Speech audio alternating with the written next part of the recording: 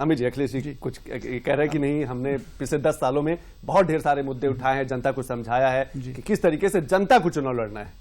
देखिए, चुनाव तो अखिलेश जी ने जो बात कही, शायद वो बात वो मिस कर रहे थे, आपने उसका हालांकि उजागर किया कि चुनाव प्रबंधन से लड़ा जाता है और इसमें कहीं ना कहीं भारतीय जनता पार्टी का प्रबंधन ज्यादा व्यवस्थित दिखाई दे रहा है। और इसका एक कारण भी है कि वो लगातार, अखिलेश जी भी इस बात को कह रहे थे, लगातार वो सत्ता में है, 10 साल से सत्ता में है और उन्होंने एक नहीं ऐसे कई सारे चुनाव जीते हैं। 2 लोकसभा चुनाव उन्होंने बहुत भारी मतों से जीते हैं, कई राज्यों के विधानसभा चुनाव भी उन्होंने जीते हैं प्रबंधन से, और वो अपने इस कार्य में बहुत अच्छे तरीके से पारंगत भी हैं। विपक्ष मुख्य रूप से क्यों इतना कम सक्रिय दिखाई दे रहा है राजनीतिक रूप से, उसका कारण है कि बहुत बड़ा एक कुनबा उसने समेट लिया है, जिनमें बहुत बड़ी ऊर्जा लग गई उनको आपस में समायोजन में बिठाने की। सीटों को लेकर अभी महाराष्ट्र में कल तक सीटों के समायोजन पर उठापटक चल रही थी। उत्तर प्रदेश में भी लंबे समय तक ये उठापटक चली है कि कितनी सीटों पर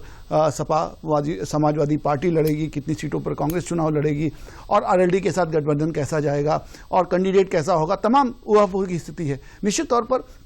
यह दिखाता है कि विपक्ष कहीं ना कहीं चुनाव के प्रबंधन में बहुत पीछे है और अपनी सक्रियताओं को उस एनडी गठबंधन को समायोजित करने में ही ज्यादा ऊर्जा लगा रहा है, इसके बनिस्बत कि वो चुनाव को प्रखरता के साथ जनता के समक्ष उपलब्ध होता, जनता के साथ संवाद स्थापित करता और एक जनता का जो मूड है वो समझने का प्रयास करता। देखिए, सभी लोग अपने अपने मैनिफेस्टो के साथ आ रहे हैं, लेकिन वही सबसे बड़ी बात आती है कि जनता की बात कौन कर रहा है, जनता के साथ सामंजस्य, जनता का संवाद कौन स्थापित कर रहा है और जनता का संवाद किस स्तर से स्थापित किया जा रहा है। और विपक्ष की पार्टियां ये सब कर पाने में थोड़ा दूर जाती हुई दिखाई दे रही हैं और इसमें अभी की जो भारतीय जनता पार्टी है, उसका जो गठबंधन है, एनडीए गठबंधन है, वो कहीं ना कहीं ज्यादा व्यवस्थित दिखाई दे रहा है, चुनाव को लेकर ज्यादा प्रबंधित दिखाई दे रहा है।